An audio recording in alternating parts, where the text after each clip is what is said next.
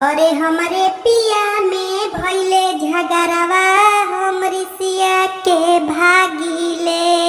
हमरे पिया में भइले झगड़ावा, हमरी सिया के भागीले।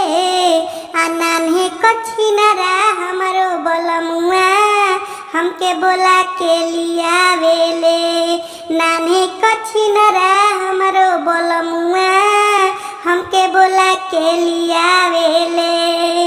रोजे मछरिया मारे ये ननदो, सैया गरहिया में जाला। घरवा आके कहेला रानी पीसी द गरम मसाला।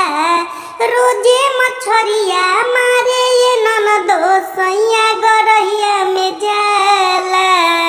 घरवा आके कहेला रानी पीसी द गरम मसाला।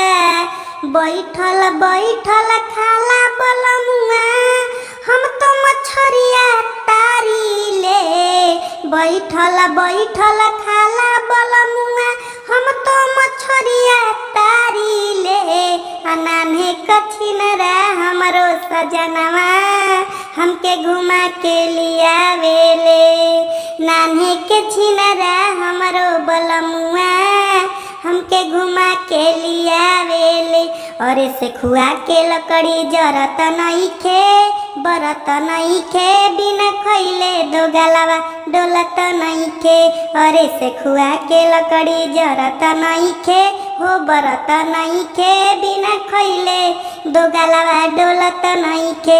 अरे नान्हे कछिनरा हमरो बलमुआ हमके घुमा के लियावेले।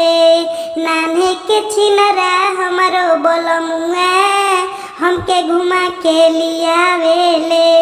नमस्कार, प्रणाम दोस्तों। आप लोग कैसे हैं? उम्मीद करता हूँ आप लोग बहुत ही अच्छे होंगे। आप लोग के माता पिता भी बहुत खुश होंगे। दोस्तों, ये जो मैंने गीत लेकर आया था, ये गीत कमेंट बॉक्स में आप लोग ज़रूर बताइएगा, क्योंकि इतना अच्छा गीत बनाया था कि मेरे दिल को छू गया। तो आप लोग को कितना अच्छा लगा।